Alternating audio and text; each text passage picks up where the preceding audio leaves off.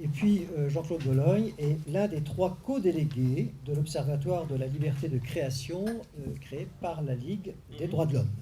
Donc nous sommes très heureux de vous accueillir et nous vous écoutons. Merci. Je voudrais intervenir aujourd'hui d'abord en tant qu'écrivain. Écrivain parce que depuis que je m'occupe de défense de créateurs qui ont des problèmes avec la liberté d'expression ou de création, je pense n'avoir jamais ou très rarement défendu une œuvre qui me plaisait profondément. Mais si je ne peux pas défendre des œuvres auxquelles je n'adhère pas, je serai incapable d'écrire moi-même. La liberté d'expression, ce n'est pas quelque chose que l'on confisque. La liberté de création, ce n'est pas quelque chose que l'on confisque, c'est quelque chose dont tout le monde doit jouir. Et si un seul n'en jouit pas, je n'en jouirai pas moi-même. J'interviens aussi, bien entendu, en tant que co-délégué de l'Observatoire de la liberté de création, avec Agnès Tricoire et Daniel Véron. L'Observatoire de la liberté de création est un groupe de travail qui a été créé en 2002 par Agnès Tricoire à l'époque, au sein de la Ligue des droits de l'homme. Un groupe de travail, donc, qui a petit à petit regroupé une série d'autres organisations, dont la Ligue de l'enseignement. Il y a une quinzaine d'organisations, beaucoup de représentants des artistes, auteurs, plasticiens, cinéma, etc. Certaines ont le statut de syndicat, d'autres non. Il y a d'autres types d'associations qui sont historiquement liées à la défense de la liberté de création et d'expression, comme la Ligue de l'enseignement. Il y a surtout et aussi des membres de la Ligue des droits de l'homme, comme c'est un groupe de travail, c'est tout à fait normal, et des personnalités qui peuvent être soit des artistes, soit des philosophes, des professeurs, des critiques d'art. Et tout cela nous permet d'avoir à la fois une réflexion extérieure et une réflexion intérieure sur les problèmes posés par la liberté de création. Alors, notre action la plus visible, effectivement, c'est lorsque nous intervenons sur des cas extérieurs, soit par des lettres publiques, soit par des communiqués. Ils sont relativement peu nombreux. Chaque année, nous avons une cinquantaine de cas d'entrave à la liberté de création qui nous sont soumis. Tous ne sont pas de réelles entraves à la liberté de création, nous faisons le tri. Tous ne nous semblent pas devoir être défendus de la même manière, et les communiqués, nous devons en faire entre 5 et 10 par an, gros maximum, sinon nous ne sommes plus audibles. Donc des communiqués, une action publique, mais surtout des débats internes qui nous permettent d'approfondir les concepts, et des débats externes, je dirais. Nous nous posons aussi en tant que médiateurs, lorsque, bien entendu, les diffuseurs et les artistes le souhaitent, pour privilégier le débat sur la censure, ce qui est notre credo fondamental. Un groupe de travail, donc, créé au sein de la Ligue des droits de l'homme, mais qui a une certaine indépendance dans sa composition. Liberté de création et laïcité, puisque c'est le thème du débat d'aujourd'hui, cela peut sembler tout à fait, je ne peux dire contradictoire, mais inutile de parler de laïcité au sein de la liberté de création, puisqu'en principe, la création est un lieu de neutralité. Et donc, vous pouvez trouver dans un roman un islamiste criant à la Akbar, c'est un personnage de roman, à côté d'un intégriste, à côté de personnages tout à fait normaux qui défendent leurs idées, qui ne sont pas nécessairement les idées du créateur. Mais, par la force des choses, et parce que la confusion entre liberté de création et liberté d'expression est toujours dans les esprits, j'ai entendu 3 ou 4 fois citer l'Observatoire de la liberté de création ce matin. dont 2 fois sous le nom d'Observatoire de la liberté d'expression. Ça prouve simplement qu'il faut en parler et qu'il faut toujours insister sur la différence entre les deux. Mais donc, cette liberté de création qui devrait être à l'abri de toutes les atteintes à la laïcité a été historiquement mêlée à beaucoup d'affaires religieuses et donc qui mettent en cause la laïcité. J'y reviendrai tout à l'heure. Je vous ai dit qu'il est important de faire la différence entre les deux, donc je vais commencer par cela tout simplement. Liberté de création, liberté d'expression. On l'a rappelé ce matin, la liberté d'expression, c'est la possibilité d'exprimer son opinion. C'est un droit fondamental, c'est une liberté publique.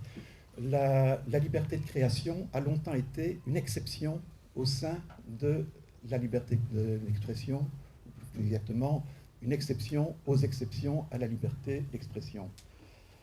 Elle existe depuis peu officiellement, depuis la loi du 7 juillet 2016, donc depuis 3 ans presque, alors que la liberté d'expression existe depuis la loi de 1881. Donc, liberté d'expression, liberté d'exprimer une opinion, liberté de création, la liberté de créer une œuvre artistique dans laquelle les expressions exprimées par un personnage ne sont pas nécessairement l'expression de l'auteur, dans laquelle la mise en scène, puisqu'il y a aussi des arts graphiques, non pas que des personnages de romans, de cinéma ou de théâtre, dans lesquels la mise en scène, la représentation d'une réalité introduit une distanciation entre le spectateur, le lecteur et l'artiste et l'œuvre. Pour prendre quelques exemples simples, d'abord un exemple simple qui était cité tout à l'heure, je ne souhaitais pas en parler parce que je n'étais pas encore à l'Observatoire, mais je pense qu'il convient de le rappeler. Lorsque Michel Houellebecq dit dans une interview que l'islam est la religion la plus con qu'il connaisse, il est dans la liberté d'expression. C'est son opinion qu'il dit dans une interview. La Ligue des droits de l'homme n'a jamais attaqué Houellebecq sur un roman. Les personnages de Houellebecq sont libres de dire ce qu'ils veulent, y compris des opinions interdites par la loi, puisque ce sont des personnages de fiction qui ne représentent pas nécessairement les opinions de l'auteur. À partir du moment où ces personnages représentent les opinions de l'auteur, à partir du moment où l'auteur, en dehors d'un roman, exprime ses propres opinions, il ne peut plus invoquer la liberté de création, mais bien entendu, il continue à invoquer la liberté d'expression, et il est limité par les 450 exceptions dont Emmanuel Pierrat nous a entretenu tout à l'heure. Au départ, c'est aussi simple que cela. À l'arrivée, c'est un petit peu plus compliqué, nous allons le voir. Il a donc fallu attendre 2016 pour que la loi reconnaisse la liberté de création. Alors que dit-elle ? Loi du 7 juillet 2016, article 1, la création artistique est libre. Point. C'est merveilleux, c'est absolu, c'est une reconnaissance, c'est symbolique. Ça introduit la liberté de création dans le cadre des libertés publiques, ce qui n'était pas le cas auparavant. Je dis, ce n'était qu'une exception aux exceptions de la liberté d'expression. Mais nous avons tout de suite fait remarquer, la création est libre, c'est très bien, mais si c'est pour la laisser dans un tiroir et être attaquée dès qu'on la sort du tiroir, il y a quand même un petit peu de censure. Donc il y a un article 2. La diffusion de la création artistique est libre. Point. Et nouvelle phrase, elle s'exerce dans le respect des principes encadrant la liberté d'expression et conformément à la première partie du Code de la propriété intellectuelle. Autant dire que nous sommes battus sur cette deuxième phrase tant que nous avons pu. Dire que la création, qu'il y a une liberté de création, mais qu'elle doit respecter les principes encadrant la liberté d'expression, c'est désamorcer la bombe dès qu'elle était placée. On nous a expliqué, je ne suis pas juriste, donc je ne vais pas entrer dans des explications juridiques, mais le seul fait de poser une liberté de diffusion de la création artistique dans la loi distincte de la liberté d'expression sous-entend bien qu'il s'agit de deux choses distinctes. Et donc, il y aura un jour, lorsque des avocats se mettront à invoquer cet article, des discussions sur les rapports entre liberté de création et liberté d'expression. Et puis, l'article 2.1, premier alinéa, ajoute que le fait d'entraver d'une manière concertée et à l'aide de menaces l'exercice de la liberté de création artistique ou de la liberté de diffusion de la création artistique est puni d'1 an d'emprisonnement et de 15 000 € d'amende. Donc ce n'est pas ce qu'on appelle du droit mou, il y a des sanctions à la clé. Ces sanctions s'exercent lorsqu'il y a, lorsque l'entrave se fait d'une manière concertée et à l'aide de menaces. Ça limite fortement le terrain et notamment ça interdit tout recours contre la censure d'État, mais nous avons vu tout à l'heure que la censure d'État dans le monde idéal que nous vivons jusqu'en 2022 n'existe plus. Bien sûr, l'exception de fiction existait depuis longtemps et la liberté de création pouvait être défendue au nom de cette liberté de fiction. Elle existe au moins depuis 1896, lorsque un personnage s'est reconnu, un lecteur s'est reconnu dans un personnage de Jules Verne, face au drapeau, et il lui était clairement répondu qu'il ne peut y avoir de diffamation de la part du romancier qui a donné à la physionomie d'un personnage purement imaginaire certains traits empruntés à des personnes de la vie réelle, pourvu qu'il ait agi sans esprit de dénigrement et sans intention de nuire. On aurait pu en rester là. Cette exception de fiction qui a très bien fonctionné pendant un siècle ne dit pas autre chose que la liberté de création. Simplement, les conditions ont changé. Cette insistance sur la liberté de création était rendue nécessaire par 3 phénomènes de la fin du XXe siècle. D'abord, une évolution de la création artistique, une évolution de la législation et une évolution de la jurisprudence. L'évolution de la législation, nous en avons parlé tout à l'heure avec la multiplication des exceptions. Évolution de la jurisprudence, une jurisprudence qui a fait date en 1997, a contredit totalement cette exception de fiction et a condamné un roman, qui s'appelait Graines d'angoisse en l'occurrence, qui n'a pas fait beaucoup parler de lui, qui était présenté comme une œuvre de fiction, mais qui constituait aux yeux du juge, en réalité, une autobiographie mal déguisée, permettant l'identification aisée des divers protagonistes dans les relations psychologiques et affectives au sein du milieu familial. Donc, un roman présenté comme une fiction, le juge décide qu'il ne s'agit pas d'un roman, mais d'une autobiographie fictive, et donc que les personnages qui s'y sont reconnus, contrairement à Jules Verne, ceux de Jules Verne, peuvent légitimement se plaindre à la justice. Je n'ai pas lu ce roman, je n'ai pas. Peut-être cet arrêt était-il justifié. Il a créé une brèche dans cette exception de fiction dans laquelle toute une série de cas nouveaux se sont engouffrés. Effectivement, l'autre évolution qu'il convient de souligner, c'est celle de la création artistique depuis une trentaine d'années. La tendance à l'hyperréalisme qui se retrouve en littérature dans l'autofiction, dans les arts plastiques avec les ready-made, dans les arts audiovisuels avec la docufiction, mais aussi la surenchère dans les domaines du sexe et de la violence, surenchère qui nous mènerait trop loin si nous souhaitions l'analyser, et qui a investi certains genres, comme le rap, dont il faudra bien parler, de manière très caractéristique. Cette surenchère a aussi posé de nouveaux problèmes de limite de la liberté d'expression en matière artistique, comme on disait à l'heure. Changement donc de création artistique, à tel point que dans la fameuse affaire Orelsan, qui a quand même pendant 8 ans occupé les diverses cours de première instance, d'appel, de cassation, le juge de cassation a fini par dire qu'il serait gravement attentatoire à la liberté de création que de vouloir interdire ces formes d'expression, c'est-à-dire le rap, qui a besoin d'une liberté renforcée. Donc, changement de la création artistique et puis changement d'acteur dans le domaine de la censure. Nous en avons beaucoup parlé ce matin, donc je ne vais pas trop revenir dessus, mais depuis la loi Pleven 1972, c'est quand même déjà relativement ancien, la possibilité donnée aux associations régulièrement constituées de se porter partie civile puis d'ester en justice, qui était au départ limitée à un certain nombre de cas, s'est vu étendre à beaucoup d'autres domaines, et notamment un qui a fait florès, la protection de la jeunesse. Il ne s'agit pas de dire que cette loi n'a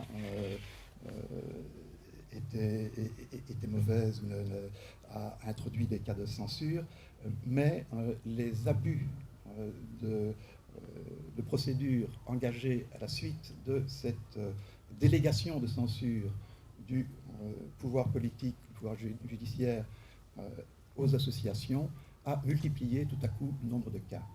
Et donc, au début des années 2000, on a vu se multiplier des affaires judiciaires, parfois totalement aberrantes. Je rappellerai un roman de Nadine Monfils qui était, en 1999, attaqué devant un tribunal parce qu'il était question d'un gros con à la mobilette rouge, si mes souvenirs sont bons, et il y a quelqu'un qui a fait « toi, le gros con, c'est moi ». Il est allé en justice, il était débouté, et il était en plus ridicule, mais la multiplication de cas dans des romans, moi j'étais à l'époque secrétaire général de la Société des gens de lettres, donc je l'ai surtout vu dans le domaine littéraire, ça s'est trouvé un petit peu dans tous les domaines, et ce changement d'acteur a tout à coup montré qu'il fallait défendre la liberté de création en tant que telle. Voilà pour le contexte de départ. En 2002, donc, la Ligue des droits de l'homme décide de fonder ce groupe de travail pour étudier les cas d'entrave à la diffusion de la création artistique. Les deux cas emblématiques qui ont tout à coup alerté, vous allez comprendre pourquoi. En 2002, Nicolas John Gorlin publie un roman, Rose Bonbon, qui est écrit à la première personne et dans lequel le personnage est un pédophile. Avant même que le roman ne soit sorti en librairie, il voit débarquer chez lui la police qui lui demande quels sont ses réseaux, qui a un interrogatoire musclé, et en fin de compte, le roman est sorti sous blister, donc ce film de plastique. Que le roman soit bon ou mauvais, peu importe. À la limite, je n'en sais rien, que l'auteur soit pédophile ou non n'est pas important. S'il est pédophile, il est poursuivi en tant que pédophile.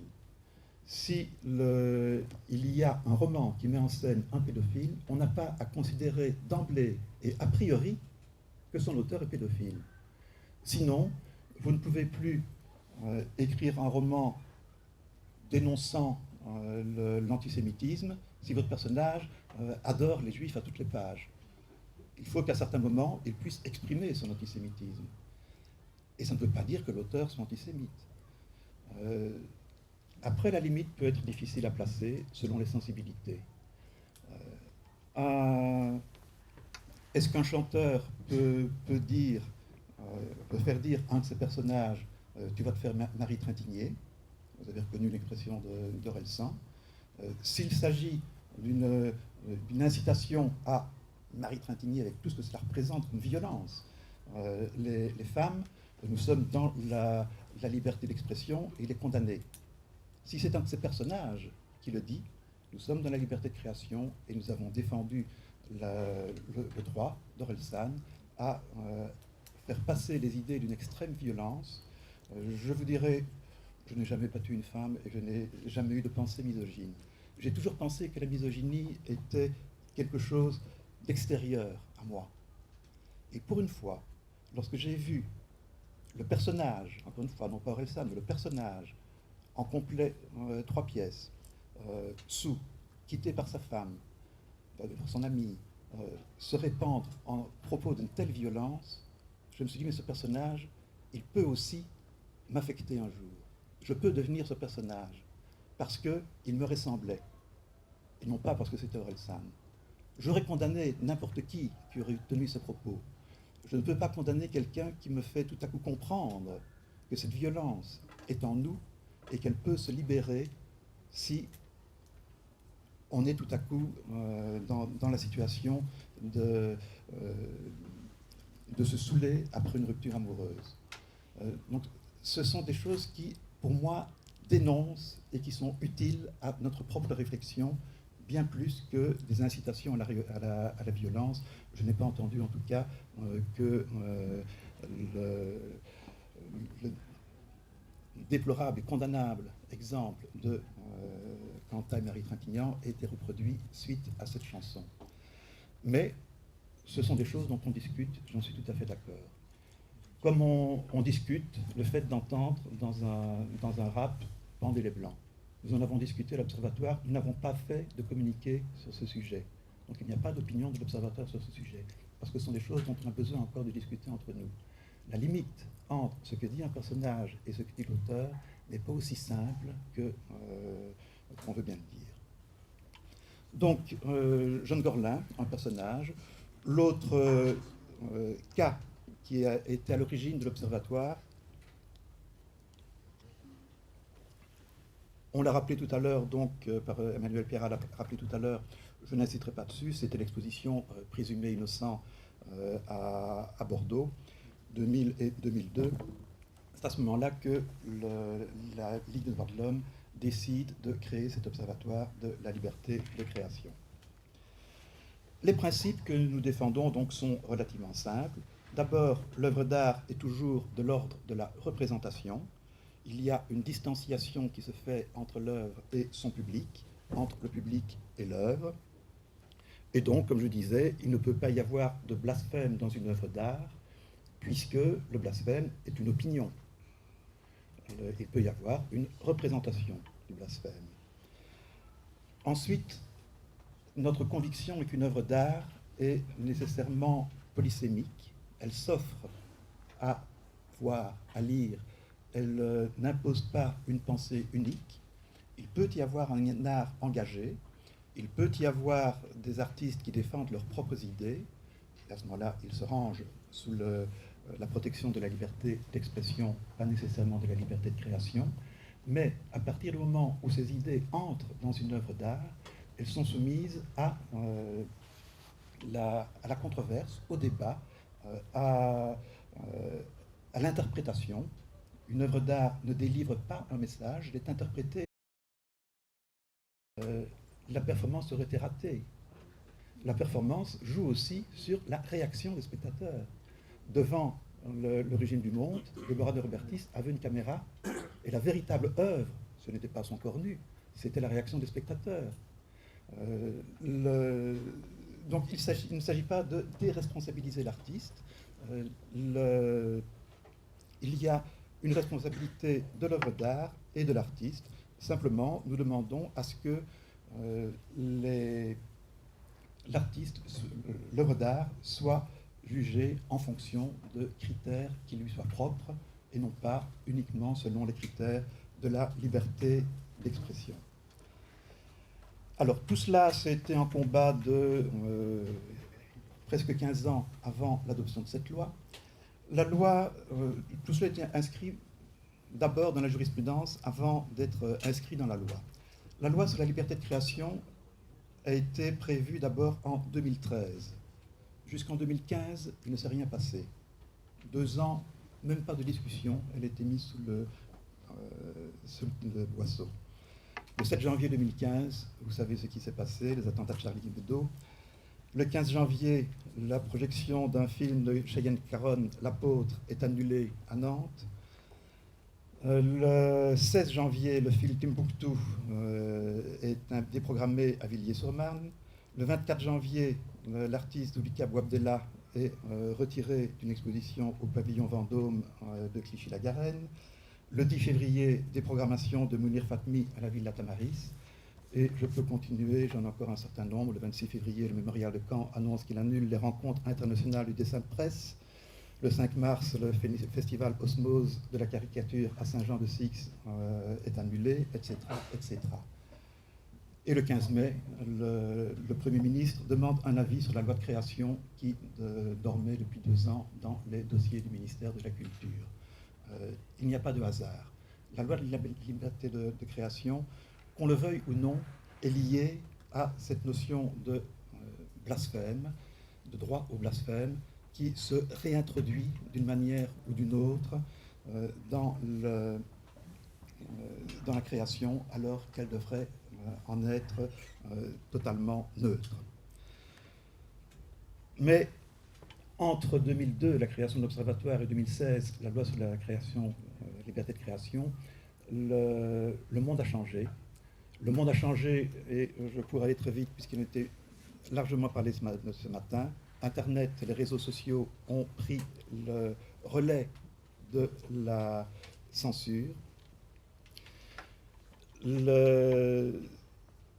Internet, qui pourrait être un formidable outil de liberté d'expression, est devenu le premier censeur de France par les réseaux du monde, par les réseaux sociaux, ce qui est quand même un formidable paradoxe.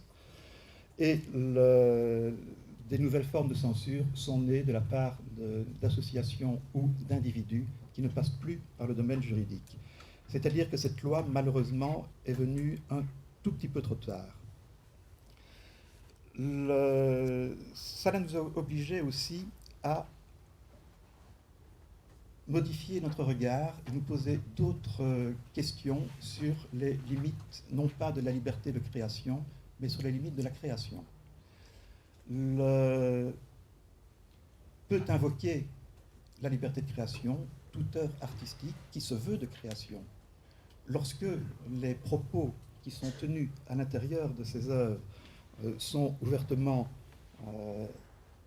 racistes, sexistes, et que ce message peut être attribué de façon certaine à l'auteur selon une série d'indices auxquels nous essayons de réfléchir, on aura un peu plus de mal à invoquer la liberté de création. Dans ces cas-là, nous n'attaquons jamais les artistes. De toute façon, l'Observatoire n'est pas un lieu de dénonciation ni un lieu de censure. Simplement, nous nous taisons. Nous nous taisons lorsque certaines œuvres d'art véhiculent des clichés anti-féministes qui ne sont pas défendables. Ça s'est passé lors des fameuses silhouettes de la Marie, des silhouettes qui étaient censées rendre hommage à la journée de la femme et qui représentaient des femmes dans les positions les plus conventionnelles, les plus stéréotypées, les plus ridicules, d'énormes lèvres peintes au rouge à lèvres. S'agit-il d'une œuvre d'art? S'agit-il de création? Ou s'agit-il de stéréotypes qui ne peuvent pas accéder à la notion de création? On n'en sait rien, on n'est pas là pour le juger. Simplement, à ce moment-là, nous nous taisons. Je ne vais pas vous dire, dès que l'on parle de quelque chose, on cesse de se taire.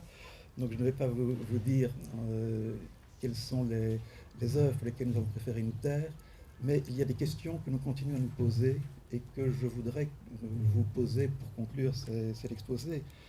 Les clichés sexistes, oui. L'appropriation culturelle, nous nous sommes posé la question, non pas pour dire il faut autoriser toutes ces formes de censure au nom de l'appropriation culturelle, mais entendre la voix de ceux qui se sont sentis piégés. Le blackface, il faut faire la différence entre ce blackface historique qui est éminemment condamnable, des Blancs qui se teignaient de noir pour ridiculiser les Noirs. Ce n'est pas la même chose que une œuvre d'art que nous avons défendue, une affiche de William Engin qui s'était teinte en noir pour magnifier toute une série de couleurs, dont le noir, et qui a été attaqué au nom du blackface. Ce n'est pas du tout la même chose que les suppliantes, ou ce que l'on oublie toujours de dire des personnages interprétant des Grecs, des Hellènes, qui ont séjourné en Égypte et donc qui sont bronzés, ne peuvent pas être représentés avec un maquillage bronzé. C'est idiot. Ce n'est pas du blackface. Mais on ne peut dire cela qu'en disant, à côté, il y a aussi un blackface qui est infâme et qu'il faut interdire. Nous sommes là pour défendre les suppliantes, nous ne sommes pas là pour défendre Michel Leb.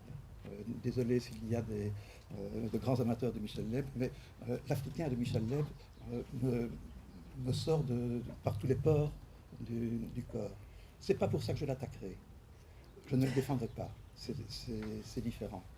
En revanche, les suppliantes, il n'y a pas de blackface là-dedans. Il faut que nous fassions la différence.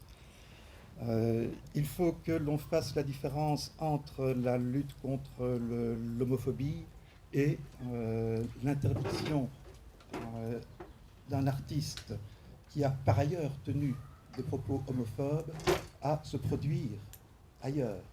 C'était le cas de Migalo à Lille l'année dernière. Que l'on condamne Migalo pour des propos homophobes, oui, il faut le faire. Sauf qu'il n'était pas tenu en France. Qu'on l'interdise de tenir un spectacle dans lequel il n'y a pas de propos homophobes, c'est un pas que nous ne souhaitons pas franchir. Donc la distinction entre l'artiste et son œuvre, la distinction entre le personnage et les propos de l'artiste, la distinction entre les conditions de la création et la création. On peut se poser la question, oui, est-ce qu'il est légitime de violer une femme pour faire un film? Et vous aurez reconnu Dernier Tango à Paris, dont l'actrice n'avait pas été prévenue qu'il y avait une scène de sodomie. Oui, là il y a viol. L'affaire est lointaine et n'a pas été jugée en tant que telle. Ce n'est pas l'œuvre qu'il faut attaquer, ni l'acteur, c'est le metteur en scène, s'il faut attaquer quelqu'un. Et non pas pour sa création artistique, mais pour l'acte. Ça peut aller très loin. D'un côté, on vous dira, on ne va pas combattre la peine de mort en exécutant quelqu'un sur scène. Effectivement. D'un autre côté, on vous dira, et je l'ai entendu, je ne partage pas cet avis, on peut brûler la Banque de France pour faire une vidéo, connu Petrovski, on peut brûler la Banque de France pour faire une vidéo qui dénonce le capitalisme. Ce sont des questions qu'il faut se poser. Où est la limite? Est-ce que l'on peut, c'est le cas de vivarium de Wang Yangping, est-ce que l'on peut mettre dans un vivarium des reptiles et des insectes et les regarder s'entre-dévorer? Ou est-ce que c'est de la cruauté animale? Ce sont des questions qu'il faut se poser, que nous nous posons, sur lesquelles nous ne prenons pas de position officielle, parce que ce sont des questions qui, même à l'intérieur de l'Observatoire, continuent à diviser, mais que nous devons continuer à nous poser. Toutes ces questions, et je finirai vraiment là-dessus, toutes ces questions n'ont qu'un seul but, c'est de privilégier le dialogue sur la censure, c'est de privilégier l'éducation sur la censure, et pour cela, la Ligue de l'enseignement a un rôle essentiel à jouer. Parce que toutes ces questions qui sont complexes et sur lesquelles il n'y a pas d'avis unanime, c'est l'esprit critique qui doit permettre de les régler. J'ai un peu sursauté, puis la réflexion a été faite dans la salle, donc je n'ai pas protesté. Lorsqu'on a présenté la Ligue des droits de l'homme comme le côté du bon, du bien, non, nous sommes du côté du juste, c'est ce qui était répondu. Nous sommes du côté de l'esprit critique. Nous sommes du côté de ceux qui se posent les questions, qui n'apportent pas toujours la même réponse aux mêmes questions, parce que chaque cas est fondamentalement différent. Et tout cela, tout cet esprit critique, c'est l'éducation, c'est la formation qui peut l'apporter. Et pour cela, l'enseignement est à la base de tout. Voilà, je vous remercie.